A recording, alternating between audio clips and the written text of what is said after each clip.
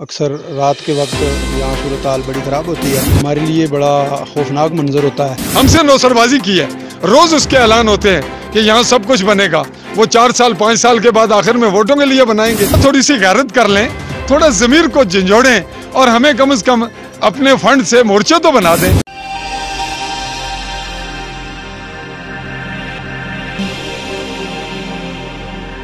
جس وقت ہم موجود ہیں چاہینے اللہ گاؤں سیکٹر سمانی میں، آئیے ان لوگوں سے جانتے ہیں کہ جس ٹائم دونوں طرف سے گولہ باری ہوتی ہے، جو درمیان میں لوگ ہیں وہ بھی مسلمان ہیں، اور جو دوسری طرف آپ دیکھ رہے ہیں جو بارڈر ہے وہاں انڈیا کی چوکیاں بنی ہیں، اور جو اس طرف ہماری جو فوج ہے ان کی چوکیاں بنی ہیں، اور فوج فرنٹ لائن پہ آ کے کام کر رہی ہیں۔ اور جس طرف جب دونوں طرف گولہ باری ہوتی ہے تو اس ٹائم ان لوگوں کی کیا سوچ ہوتی ہے، جو مسلمان ہیں جو گاؤں کے درمیان میں رہتے ہیں، اس ٹائم ان کی کیا پوزیشن ہوتی ہے؟ اور جب گولہ باری ہوتی ہے تو اس ٹائم رات کے ٹائم گولہ باری ہوتی ہے تو رات کے ٹائم لوگوں کے کیا تاثرات ہوتے ہیں، اس ٹائم کتنا خوف ہوتا ہے؟ آئیے لوگوں سے جانتے ہیں کہ اس حوالے سے یہ کیا کہتے ہیں۔ اس حوالے سے جب دونوں طرف سے گولہ باری ہوتی ہے، آپ دیکھ رہے ہیں کہ ایل او سی کا جو منظر ہے، یہاں پر جو لوگ رہ رہے ہیں کافی پریشانی کا سامنا بھی کرنا پڑتا ہے ان کو۔ جو ہمارے فوجی جوان جو ڈیوٹیاں دے رہے ہیں وہ خراج تحسین کے قابل ہیں کہ وہ بالکل بارڈر کے نزدیک وہ اپنے فرائض انجام دے رہے ہیں۔ تو اس وقت پاشا صاحب سے جانتے ہیں کہ اس وقت ایل او سی پہ کافی گرما گرمی بھی ہے، اور جب گولہ باری ہوتی ہے تو اس حوالے سے لوگوں کی کیا تاثرات ہوتے ہیں؟ میں چونکہ چوکی کا رہائشی ہوں، چاہی میرا ننیال ہے، تو کبھی کبھار یہاں آنا ہوتا ہے تو اکثر رات کے وقت یہاں صورتحال بڑی خراب ہوتی ہے۔ یعنی شہر سے آیا ہوا یا عام آدمی جس طرح ہم چوکی رہتے ہیں، ہمارے لیے بڑا خوفناک منظر ہوتا ہے، لیکن ایل او سی پر رہنے والے ہمارے بہن بھائی جو ہیں وہ بالکل نارمل ہوتے ہیں۔ جس طرح آپ نے دیکھا جو فضل رحمان صاحب اور ان کی باقی ساری فیملی جو ہے، فائرنگ کے دوران بھی ان کے حوصلے جو ہیں وہ بہت بلند ہوتے ہیں، اور ہمارے تمام جو عوام ہے وہ افواج پاکستان کے ہراول دستے کا کردار ادا کرتی ہے۔ یہ بتائیے گا کہ جس ٹائم فائرنگ ہوتی ہے تو اس ٹائم جو عام لوگ ہوتے ہیں ان پہ کیا گزرتی ہے؟ وہ اپنی جانیں کیسے بچاتے ہیں، اور کس طرح اپنے آپ کو، وہ بچے ہوتے ہیں بزرگ ہوتے ہیں، ان کو کیسے مینج کرتے ہیں؟ مورچے وغیرہ لوگوں نے بنائے ہوئے ہیں، باقی انہیں اندازہ ہوتا ہے کہ فائر کس سمت سے آ رہا ہے، اس کے مطابق انہوں نے اپنے اوقات جو ہیں وہ مینیج کیے ہوتے ہیں۔ تو اللہ تعالیٰ کا فضل و کرم ہے اور ان کی بہادری ہے، ورنہ اگر آپ سچی بات پوچھیں تو بڑا مشکل معاملہ ہے یہ۔ عالمی عدالت اصل میں بے ضمیروں کی عدالت ہے، انہیں کشمیریوں کا اور پوری دنیا کے مسلمانوں کا جو بہتا ہوا خون ہے وہ پانی سے سستا نظر آتا ہے۔ تو یہ اصل میں پاکستان جو ہمارا وکیل ہے، یہ اس کے کرنے کا کام تھا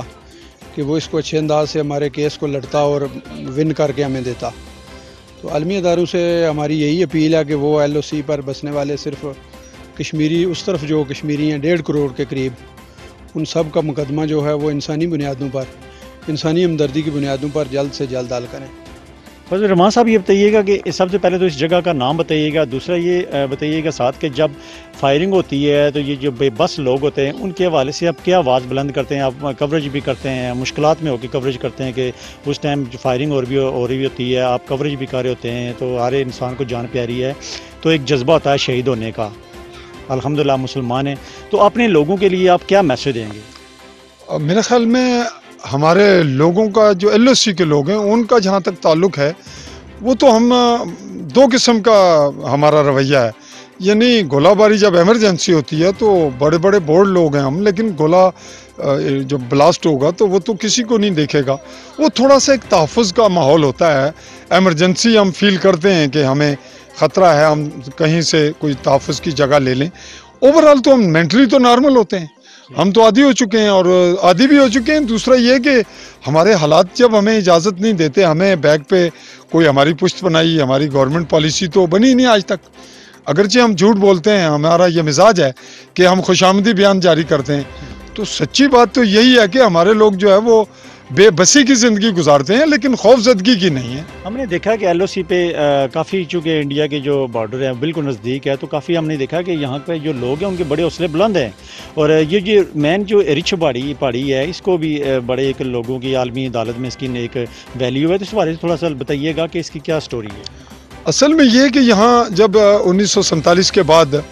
جب لوگوں نے تقسیم کشمیر ہوا تو جو قبضے میں آ گیا علاقہ، اس میں رچ پہاڑی بھی قبضے میں تھی، اس سے آگے تک کا علاقہ تھا۔ رچ پہاڑی دراصل جغرافیائی طور پر یوں کہہ لیں کہ تحصیل سمانی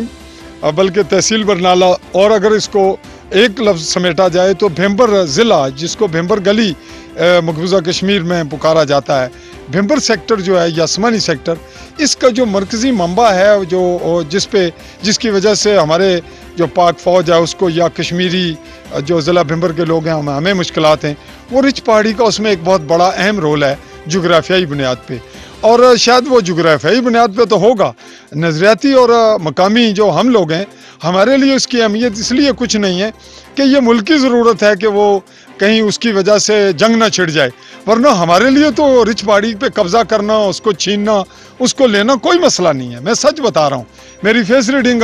वर्ल्ड लेवल पे लोग देखेंगे, वो करेंगे, वो कहेंगे शायद ये मुबालगा रही और ओवर टॉक कर रहा है। ऐसा नहीं है, हम लोग अपना इलाका छीन लेते हैं, हमारी अपनी फ़ौज, हमारे अपने लोग। आप यहाँ पर रहते हैं, जो हमारी अल्हम्दुलिल्लाह फ़ौज है वो फ्रंट लाइन पे काम कर रही है, तो फ़ौज के हवाले से बताइएगा कि इनका जज्बा कैसा होता है उस वक्त? देखें जी, फ़ौज जो हमारी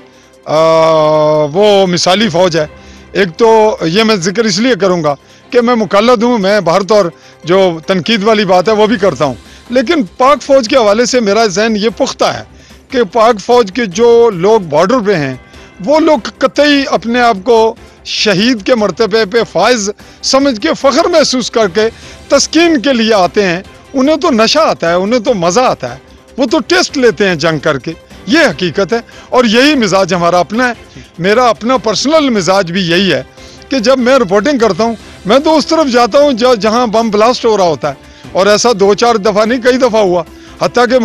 मैं कोऑर्डिनेशन करता था वर्ल्ड लेवल की एक जो रिपोर्टिंग हमारा एक मीडिया है, तो उन्होंने मुझे बाउंड किया था कि आइंदा आप ब्लास्टिंग के बाद जब गोलाबारी रुक जाए, शेलिंग के बाद रिपोर्टिंग करें, तो चूँकि हमें रिपोर्टर अवेल नहीं होगा।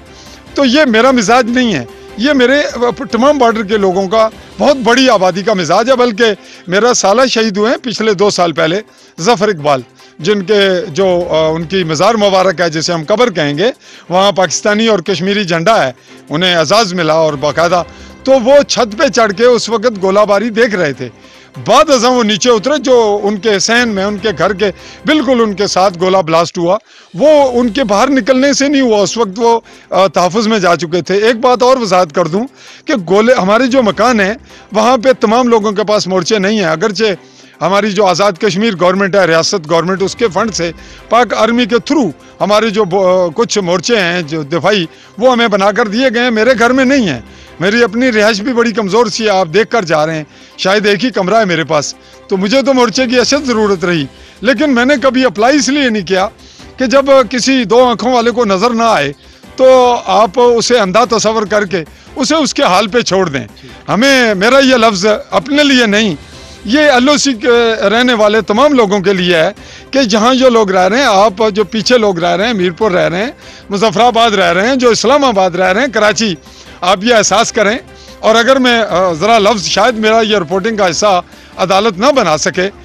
ओवर टॉक में कर ले या नेगेटिव टॉक में, मैं ये कहूँगा थोड़ी सी गैरत कर लें, थोड़ा ज़मीर को झंझोड़ें और हमें कम से कम अपने फंड से मोर्चे तो बना दें। हम तो यहाँ की खबर आपको नहीं देते कि हमारी खबरों से हमें जो गोले पड़ते हैं, हमें रात को हर रोज़ यहाँ जो इंडियन जो आर्मी छोड़ती है वो लाइट का गोला, तो अगर हम उसी की वीडियो आपको वायरल करते रहें, उसी का तमाशा दिखाते रहें, तो हमारा तो पाकिस्तान का बैक साइड का जो इलाका है, जो बिज़नेस है, हब है कराची, लाहौर, तो वो मुतासिर होता है। इसलिए हम आपको ये एहसास नहीं होने देते, तो हमारा इतना एहसास तो करें कि हमें रोड, हमारे तालीमी इदारे, हमारे सेहत के मराकज़, जो हमारा तहसील समानी है, उसको हॉस्पिटल को नहीं मुकम्मल किया गया। हमारी जो रियासत है, इसने हमसे, अगर मैं सच कहूँ तो ये बर्दाश्त करके, ये अगर रेले कर दें आप अदालत के फ़ौरन से, हमसे नौसरबाजी की है। रोज़ उसके ऐलान होते हैं कि यहाँ सब कुछ बनेगा, वो 4 साल 5 साल के बाद आखिर में वोटों के लिए बनाएंगे। हमें क्या दिया इन्होंने? ये गैरत का मकाम है, उनके पास करोड़ों रुपए हैं जो सियासत पे इन्वेस्ट हो रहे हैं। हमें हॉस्पिटल दिया जाए, हमारे मोर्चे बनाए जाएं और हमें तालीमी जो सहूलियात है कम से कम वो दिए जाएं, और जो शोहदा है उनको वजीफ़ा फारूक हैदर ने मुकर्रर किया है, इसको और मौसर किया जाए। मैं भी डॉक्यूमेंट्रियाँ भी बना रहा हूँ, मैं और भी कुछ करूँगा, अपना रोल प्ले करूँगा। और मैं अदालत के प्लेटफॉर्म से ये आज़ाद समझता हूँ कि मैंने रोज़नामा अदालत और अदालत न्यूज़ से के साथ अटैच होकर जो बोल्ड रिपोर्टिंग की है, ये भी मेरे लिए एजाज़ है। تو جب فائرنگ کی آواز آتی ہے یا سنائی دیتی ہے یا گولہ باری کی آواز آتی ہے تو وہ جو ہے نا وہ انتہائی خطرناک آواز ہوتی ہے۔ اس میں سمجھتا ہوں کہ ہمارے جو کنٹرول لائن پر بسنے والے لوگ ہیں یہ بہت دلیر ہیں، بہت دلیری کا مظاہرہ کر رہے ہیں۔ جس قدر فائرنگ ہوتی ہے وہ بور نہیں ہو رہے، وہ اس کو ڈسٹرب نہیں ہو رہے، اپنے آپ کو ڈپریس نہیں کر رہے، وہ ایزی لے رہے ہیں۔ تو یہ جو ہے نا ابھی مسئلہ تو کافی ہے، لیکن اب یہاں پہ کافی پرابلم دیکھنے میں آیا کہ مورچہ جو ہے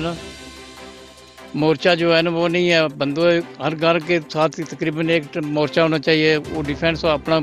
سول پاپولیشن کے لیے ہونا چاہیے، جس کو بھی اپنے ایمرجنسی کے طور پر وہ استعمال کر سکیں، بیوی بچوں کو اس میں چھپا سکیں، سیفٹی ہو جائے۔ جی، تو دوسرا ساتھ ساتھ بڑا اچھا پوائنٹ ہے ان کا کہ جو موجودہ حکومت ہے، جو وفاقی حکومت ہے، اس کو اور فوج کو چاہیے کہ جو ان کی ضروریات کی چیزیں ہیں، جو مورچے ہیں، وہ ان کو بنا کے دیے جائیں۔ اگر خدا نخواستہ اگر کوئی ایسے فائرنگ ہوتی ہے جو گولہ باری ہوتی ہے تو ان کو کم سے کم جو اپنی جان بچانے کے لیے مورچے جو ضروری ہیں۔ تو باقی آپ نے ان کی زبانی سنی ہے کہ جو لوگ بارڈر پہ رہ رہے ہیں، ان لوگوں کے حوصلے کتنے بلند ہیں، یہ خراج تحسین کے قابل ہیں لوگ۔